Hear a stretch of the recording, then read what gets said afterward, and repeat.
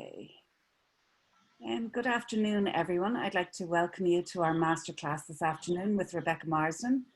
I'd just like to say that if any of you have any comments or questions at the end, Rebecca will be happy to answer any queries you have. If you'd like to just type them into the Q&A box or the chat box at the bottom of your screen. So yeah, so I'd like to hand you over now to Rebecca, who will take over from here. I'm just going to turn my video off. There you go. Thanks, Mary. Afternoon, everybody. Thanks for joining. It's a pleasure to be part of the Mastercraft Talks. And today I'm going to talk a little bit about 3D textiles and briefly a little bit about my background in fashion and how it's kind of grown through to specializing primarily in knitwear, really. That's my main focus now, but all throughout my sort of journey through textiles, there's been a real focus on materiality and sort of pushing fabrics and fibers to create new textures and new forms. So that's what I wanted to focus on today and have a little play with as well. So I'm going to share a screen with you and I'm going to give you a little, ooh, got some bright lights coming in there, little talk through some of my previous work, just to give you a context.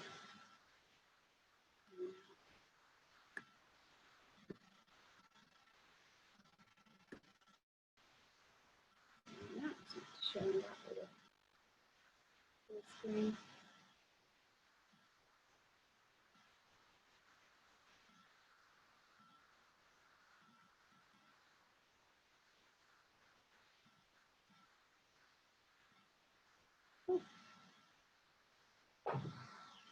Hello?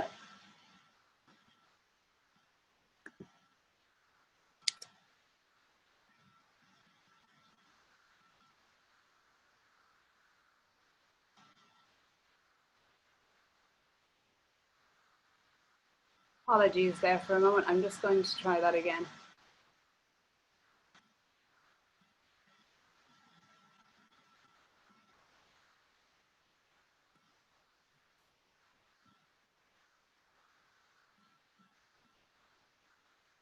Yeah. There we go. So I hope everyone can see. Just do let me know if I've got a different screen sharing. I've got a couple of things I wanted to look at with you today. So this is just really casting back to some of my earliest work that I focused on when I was studying at the Limerick School of Art and Design. And really it was very form driven. I was specializing in fashion design there, but I think the main focus for me was always looking at material forms and how they can kind of dictate the form of the garments themselves. So in the interplay, I suppose, between that form and functionality, but very led by textile manipulation. So these pieces were used to create garments, and the sort of shimmer effect was coming from a mesh, sort of a shot mesh that I was working with, and also brass that I sliced down and pleated throughout the fabric. So there was an element of weightiness about these, but luckily, kind of by manipulation and placement, I managed to create garments that weren't too cumbersome and managed to sort of support the overall form. And this, I suppose, would have traveled through into some of my other very knit focused work as well. And with this sort of body of work, I was really trying to take out some of the weight elements, I suppose. So still connecting with the brass and that idea of materials pushing through one another and sort of showing off how the forms are being generated. So this was once again working with brass taping trapped into the knit. So I actually knitted the garments and the sections first and then channeled through. So very like boning really, by looking at alternative materials that I could work with to create form and structure. This was a piece I worked on. It was just a commission piece for Peter Mark show, I think. And this was very much, I suppose, looking at ways in which I could generate the same kind of feel and form, but with bonded fabrics. So looking at that sort of 3D play, and the quality that I think really amplifies the structure as well as light. So there sort of tends to be a little bit of a shimmer effect coming through in quite a lot of these pieces that I worked on. And I used those qualities in the fabric to kind of help, as I say, amplify that three-dimensional structure. And this is back to a little bit more structured knitwear pieces. So this is developed on a Shima machine, and then I was working further into them. So once again, having a sort of a base fabric and then thinking about how I can play with it, how can I manipulate it, how can I deconstruct it and reconstruct it. So exploring those elements. And again, some structured knitwear pieces. So all through my work, there's this kind of feel of elements pushing through and coming to the surface. And I like to explore the making in so much depth that I think it's really nice to be able to see what these actual sort of forms are made from and the layers within them. So there's aspects of that I brought through in these accessory pieces that kind of, I suppose, were playing on the garments that I showed you at the beginning, and trying to bring them through into maybe a more sort of accessible space for the day-to-day, well, maybe not day-to-day, maybe more sort of events and special pieces, but definitely a little more accessible than the full-blown garments.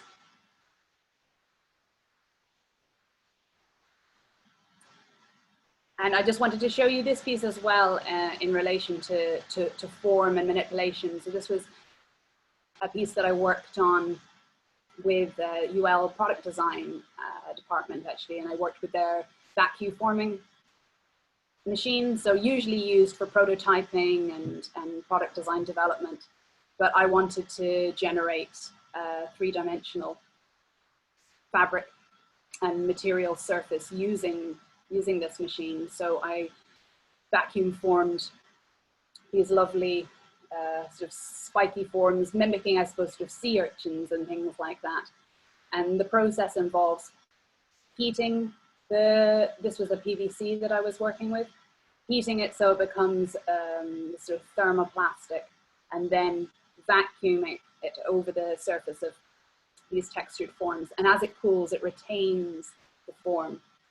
So I think that links really nicely to the workshop that I'm going to do with you today, because it is really about the thermoplastic properties of fabrics and how we can use those to create lovely 3D surfaces and textures. I think that's all I wanted to show you on that one.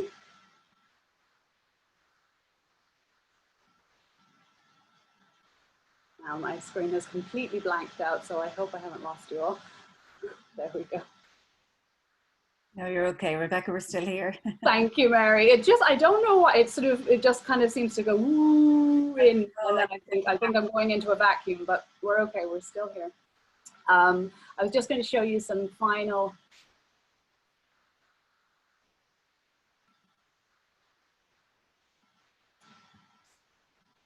images.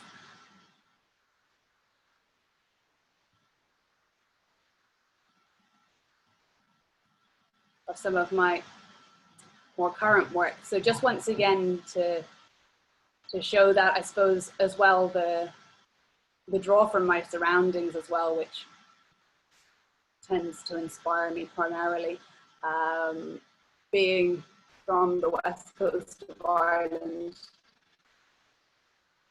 just this raw energy and phenomenal force of everything just under the surface, and I think that kind of channels through all my work, which enables me to kind of play around with material qualities and surfaces.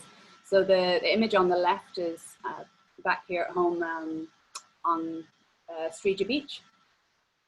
And it was after one of our most violent storms, I suppose, but the aftermath of that was this beautiful, soft, fluffy foam. And it just came in these this gorgeous coating and covered the rocks and channeled through the gullies. And it was so raw and powerful, but so soft as well. So I like that interplay between the extreme energy and this sort of vulnerability and softness as well. And that's what I began to explore in depth through my MA work, which I've just completed, although it doesn't feel like it's complete. It's like an ever-evolving state. I was over in the Royal College of Art in London, and the body of work that I developed there very much focused around sort of material play and interplay, working with knit and other materials pushing through to the surface and emerging. So these sort of forms generated by the material form itself.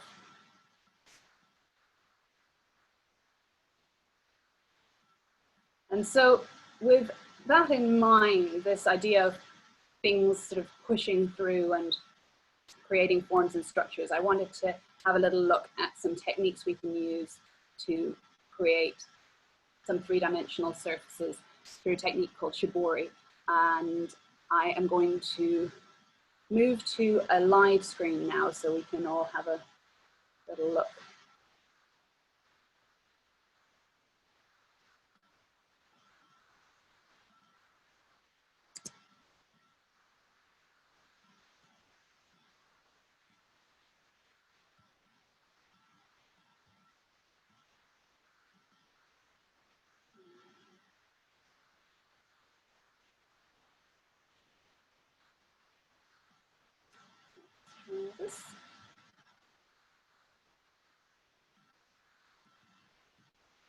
Now, so I hope you can all see relatively clearly there.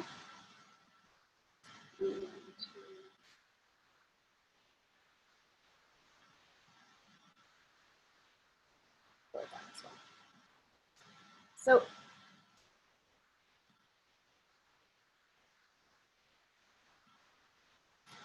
I brought some samples along.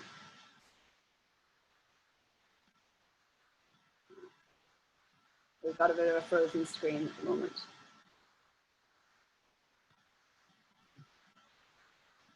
That's not yes, for you. Sometimes you might need to do it again, maybe. Yeah, I'll try it. I'll try that and see how we go.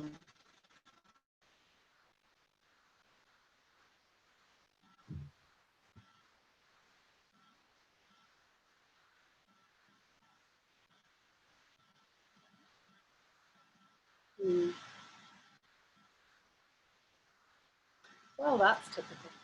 I know, yeah.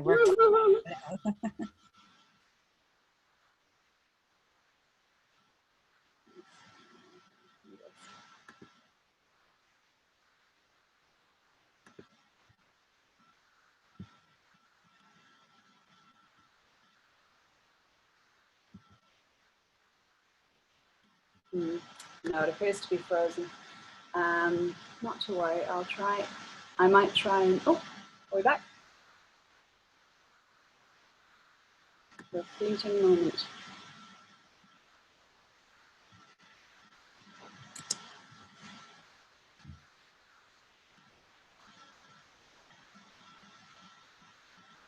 Okay, I'm afraid my screen is actually just totally frozen, and I've got a spinning wheel, so I'm going to let that just do its thing. I'm presuming you can all still see and hear me, and I'll move to just using the camera.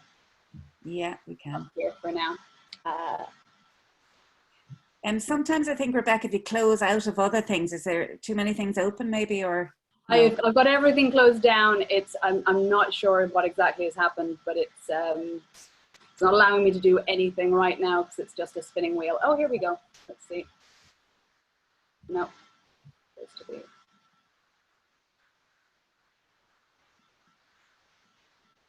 still thinking about things. So I'm just going to give that a moment and hopefully it returns to the workable state. And talk you through a couple of these little samples that we're going to look at today. So these are just some textured surfaces using a technique called shibori. So the fabric that I'm working with today is a synthetic fabric, and using it really because of its thermoplastic properties. So when steam and heat is applied to the fabrics, what is being used is the resist, which are a number of things. I'm going to demonstrate how we can use just hand sewing techniques and machine sewing techniques, but also using other forms to generate the surface texture. And when those are placed inside and used as a resist, we get these lovely 3D structures. Now that has suddenly come back to life, so I'm just going to see if it will play ball.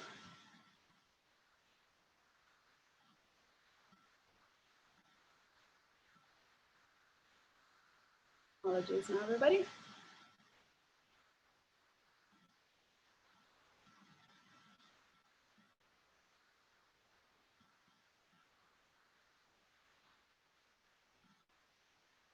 Now, there we go.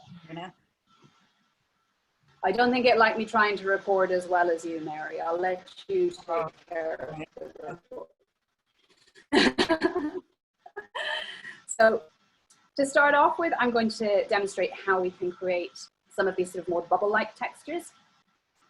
So this one and this one have been created using coins. And this one here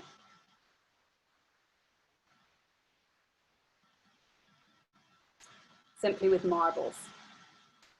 And so, as I said, synthetic fabrics are what you really want to work with for these, because when they are exposed to that heat, the fibers contract and retain these lovely three-dimensional forms.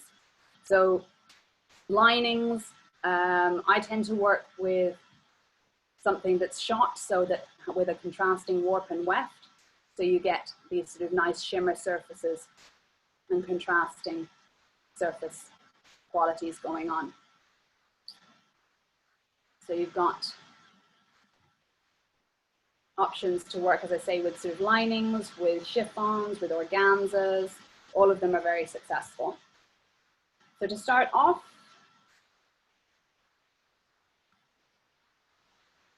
simply going to take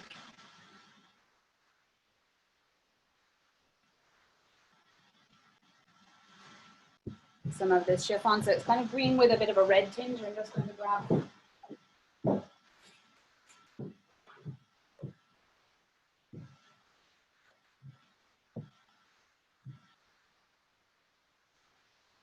another little sample. So I want to show you with the marble one, we're essentially placing the marbles inside, pinching and trapping, and then wrapping a nice strong thread around. So something a little sturdier than a standard weight sewing thread, because they're inclined to snap. What count is this? Quite a heavy weight that I've got here, but a standard string is perfect as well. That'll do the job. So you can distribute them in a sort of scattered formation across the surface of the fabric, or you can cluster them. I quite like them clustered, as they kind of tend to form these nice bunches, as we saw in the little green sample. So that's one that we can create using marbles. And these are just small scale samples that I'm showing you today. But they're really fun just to try and then see, you know, which textures you like the best, and you can then sort of scale up with some of these, because they're so sort of animated in a way. it's quite nice just to have small sections of the texture happening. So this is the same idea, but working with coins. Okay, and with this one, I've just used a standard string, you can see there. So those are all clustered together.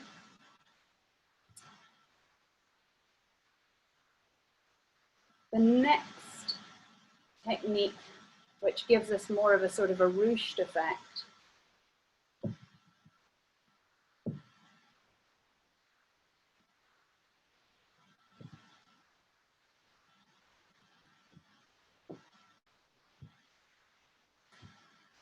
now this can be done with hand sewing or machine sewing. Okay, so it's very effective with both. You get more of a sort of an organic ruched quality if you're working with the hand sewn technique, but a machine will give you lovely sort of uniform lines, but also maybe allow you to go a bit freestyle as well. So I've just done parallel lines here, but it can be very effective to play and animate those lines a little bit. So with this, it's essentially a running stitch and making sure that you're knotting one end. Okay, so we don't travel all the way through.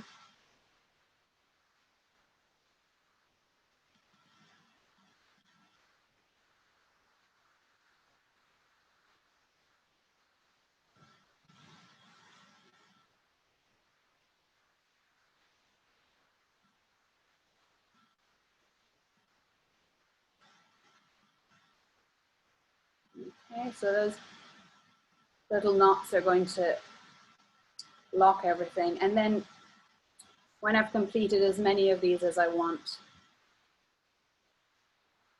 put a knot on that one.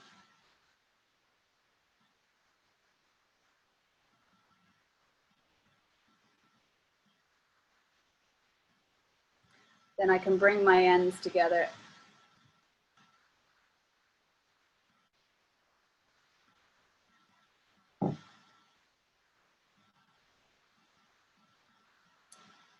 and gather.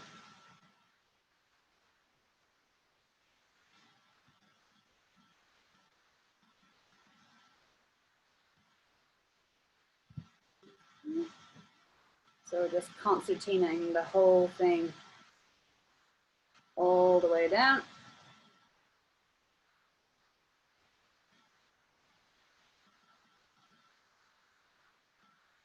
And then we want to keep these sections nice and tight. So wherever our knots are happening is where the resist is taking place and where the forming is going to happen.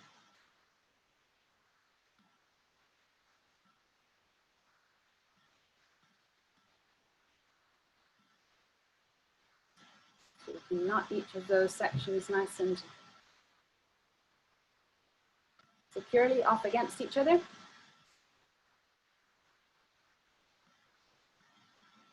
So that's that little one. I'll show you these outcomes in a moment. And one other technique I wanted to show you is hole wrapping. So that gives you the kind of effect that you can see on my little scarfine here. It's a really lovely effect. It kind of looks like the sand when the tide's gone out, that kind of blistering surface, or like snake skin, that kind of texture. It's really lovely.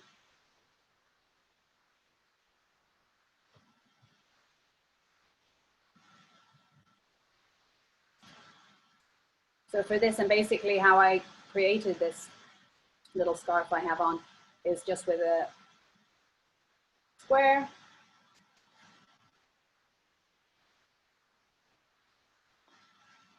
draw it over into a triangle,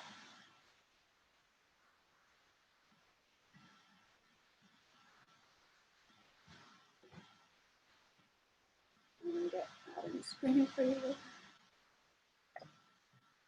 And then we need a pole. So A piece of dowel is great. I've got a plant stick here, which isn't the most sturdy of things. Probably be better with a piece of dowel. That's what I used for this one. If you're doing smaller samples, chopsticks are brilliant. So you can use those as well. So we're simply rolling, and not too tight because this is going to need further manipulation. So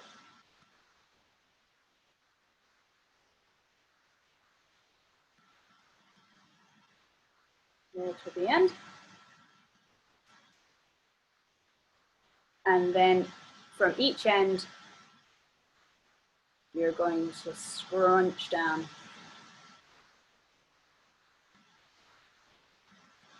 Towards the center. A little bit of that wrap, but that's okay. So because I folded it over, I sort of get a mirror effect.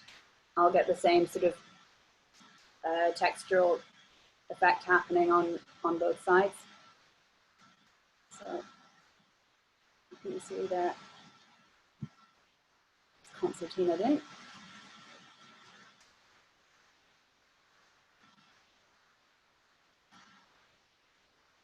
And then once again, securing with your thread.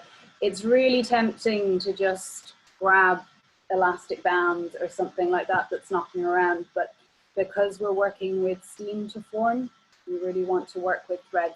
I have tried elastic bands just in the hope that they'll survive the steaming process, but they really don't stand up to that much heat, so you'll wind up with sticky melted messes. So really all the string is doing here on this one is just keeping those wraps in place. We don't have to go too tight with this one because the resist is more the scrunching and the twisting itself, but we don't want any of that to come undone. Okay. So we crisscross up and down just to secure it in place. And that one's ready to go as well.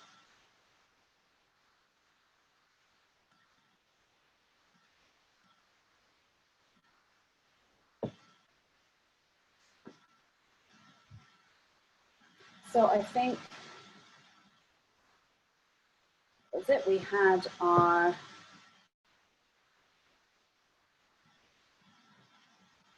marbles. This is one I did a little earlier, and this is actually created with a machine stitch. So it's just to show you the difference between a hand stitch and a machine stitch.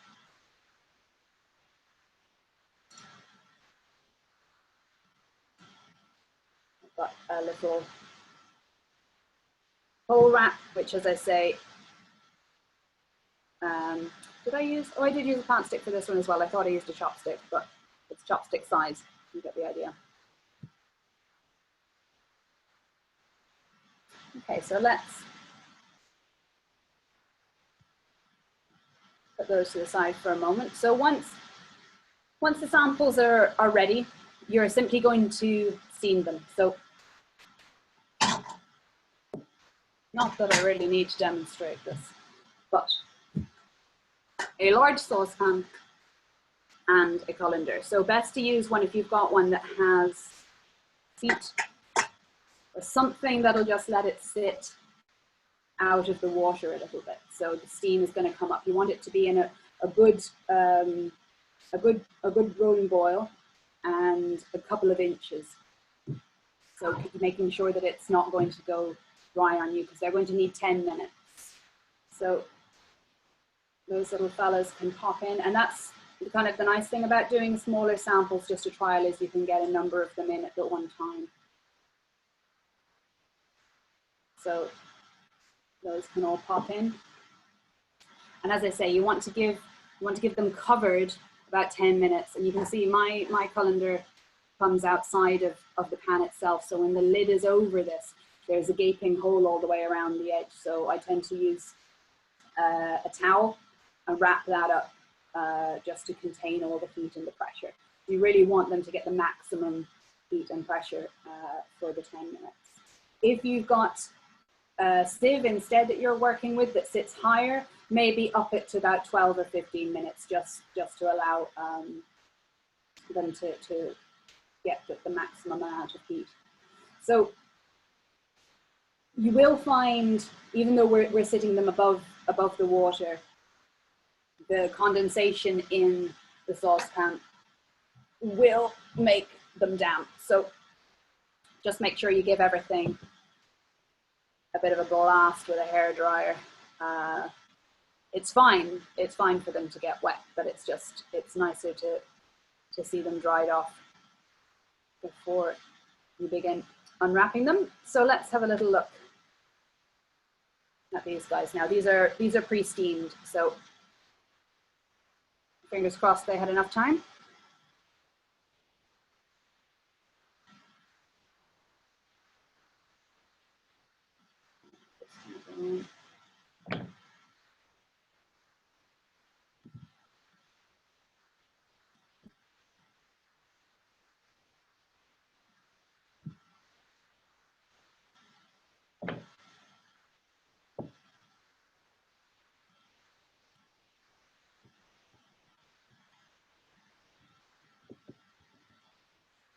And let those little marbles come out. So it's a little bit fiddly, and if you're working with the sort of chiffon style fabrics, do take care, because wangling in can sometimes cause holes. But in general, if you've kind of used a continuous wrap, it's great because it all sort of interlinks and you can follow one from the other.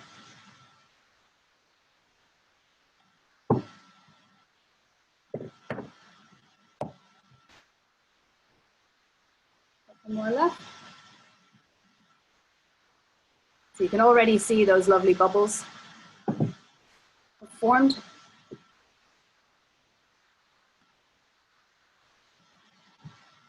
And I just find this is a really lovely technique from both sides. So the outer risen bubble surface, but then also the inside, which I'll show you in a moment.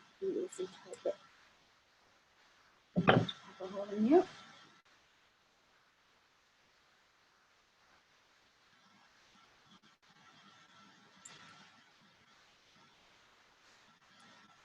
Take out that final marble. So just to show you there, this is the underside of the fabric, but the texture itself is absolutely gorgeous. And even to sort of set things within those little hollows, be really lovely. And then on the outer side, then we have our bubble forms.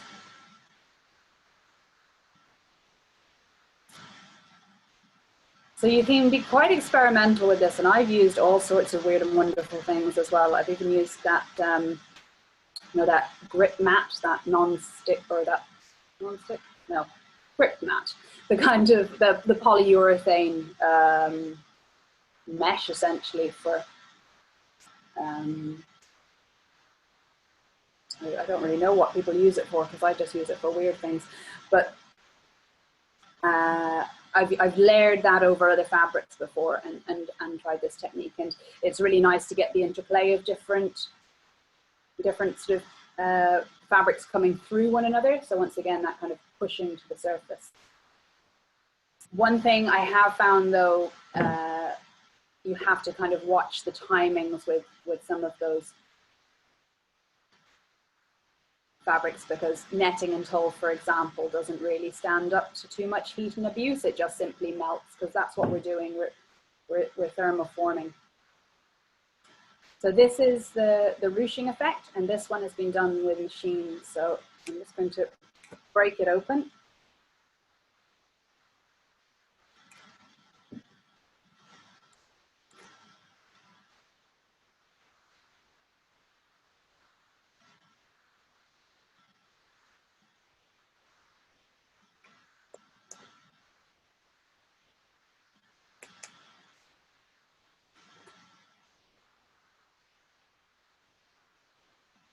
So you really want to make sure, as I say, that you're working with your largest stitch size on the machine and keeping the tension nice and loose.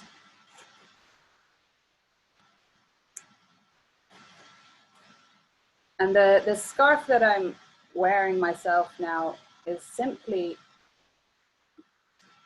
just, it's a square, but I've just ripped it along the grain lines. I haven't finished it off in any way. So I think with some of these really textured surfaces, you can get away with raw edges as well.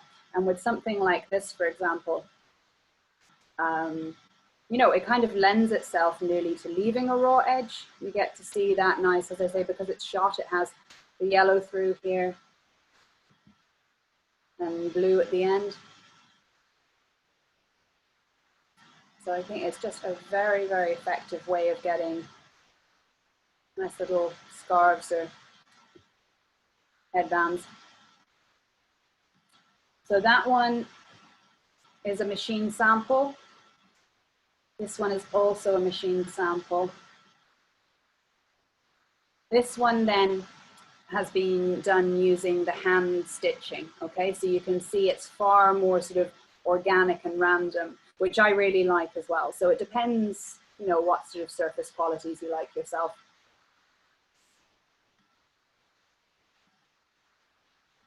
And finally then, let's have a look at the pull wrap. Now, I'm not sure if this one got enough time, so hopefully it did.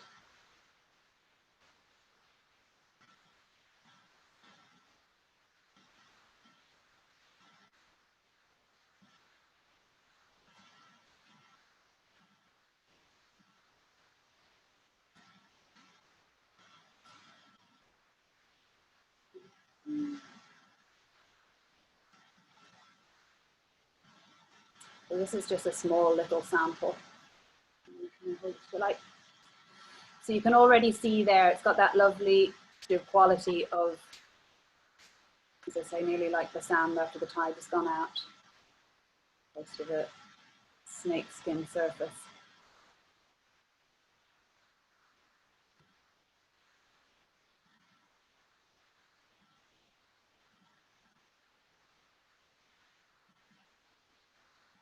It's my favorite, really. I love this one.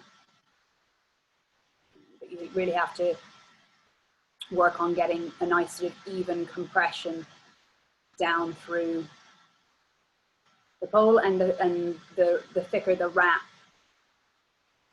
the sort of the more steam time you're going to need as well to allow the heat to get right through.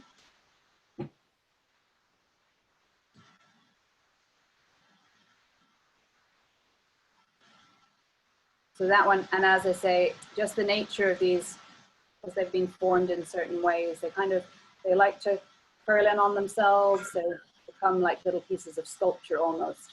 And yeah, this one didn't really need any manipulation to just curl into a little scarf. Raw edges as well. So there we go, everybody. That's just a little intro into some playful 3D textures that you can create at home, hopefully with bits and bobs around the house. And even though I said, I think in the intro, or it was stated anyway on Instagram, that you needed to go out and get the fabric for this. To be honest, if you've got something at home with a lining and you've no longer use for it, then take out that lining. Find anything about the place that you might want to upcycle it is perfect. And I would say as well, for any of you who are maybe sort of pushing away from working in synthetics or trying to find alternatives, I think, well, first of all, I think upcycling is absolutely, you know, a great way to kind of get around that in a way, because we're working with fabrics that are already out there. They're not virgin materials being used and produced. But what I would say is all of these processes can be applied to shibori in a dyeing sense as well. So I just brought a couple of little samples to show you. So if it's the case that you prefer to be working in cottons and with natural dye, you can still create some of these gorgeous surfaces. Now, you won't get as much three-dimensional qualities, but you get beautiful surface pattern. So this one is done with the pole wrap. Okay, so we get that lovely kind of snakeskin effect. This one has been done with the coins, and it was really nice to use some of the copper coins, old copper coins, because they actually reacted with the dye and left, I don't know if you can see there, but a lovely kind of inky, rusty residue almost. Oh, actually, you see it much clearer on this one. There we go. And then this was one that I'm afraid I didn't demonstrate today, but it's a very simple one as well. You simply create pleats, fold the pleats together, wrap them, and trap them in a block. So it could just be wooden cut-offs from the shed, or I don't know, anything that you've got around. I actually have a pair of salad servers that work quite well. You sandwich those together, wrap them, and steam them, and that will give you that texture as well. So loads to play with, loads to think about, and I hope there's something that's great from it. Thanks for that, Rebecca. That was fantastic to see. There's a couple of questions here. Just can you wash these pieces? You can. I wouldn't, you know, you don't want to be exposing them to big heat. 30-degree wash is absolutely perfect. You won't lose the form. So if it's something that you're actually thinking of bringing through into a wearable garment, is the miyake, then yeah, but I'd keep it to low temperatures. Yeah, because that's another question then. Really brilliant to see these techniques. Thank you. Are the textures created, made permanent by the steaming process? Essentially they are. You know, you can if you want to battle it out, which I have done occasionally when something hasn't gone exactly how I want it, but I don't want to waste the fabric, I've, you know, gone in there hard with the iron and the steam, but they're pretty immovable. Now I'd be able to completely flatten these bubbles, but I would never be able to bring the fabric back to what it was. It is pretty permanent, I have to say. And so but you know, don't push it. Keep your washing to 30 degrees, and you'll be fine. Yeah. Another question, Rebecca, your designs, your techniques are very unique and have a very modern feel. How do you come up with the ideas, or where do you get the inspiration from? Goodness knows. I think it's just, a lot of it is process led. So if I begin playing and working with something, it's that sort of slowing down, I find, through working with something. It allows those ideas to form.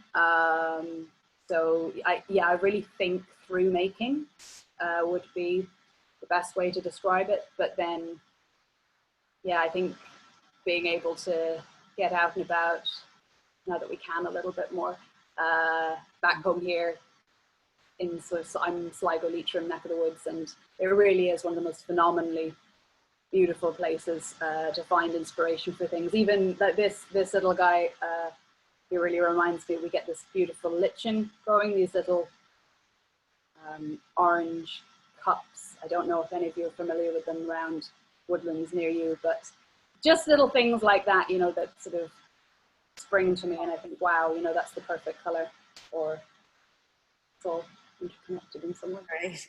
Okay. Next question. Can this technique be done on synthetic knit fabrics? As in acrylics? knits.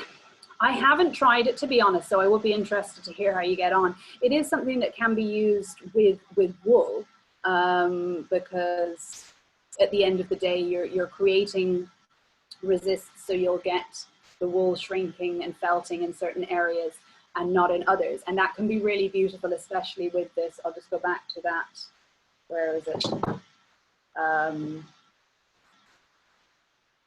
These coins, for example. So if you've got a knitted structure and you sort of force it over these areas and then allow the remaining woolen fabric, and it would have to be a wool to felt, this will all fuse together and block, whereas you'll retain the sort of more open knit structure in these places because it won't have been allowed to shrink. So that can be absolutely beautiful applied to wool for sure. Knit. Okay, thank you very much for that, Rebecca. It's been very good to see all your techniques. They're incredible and very good, and wish you well. So that's the end for today. So we'll say thank you very much and we'll end it there. Thank you very much, everybody. Okay, thanks, Rebecca. Take care. Thanks, Laurie. Bye. Bye now.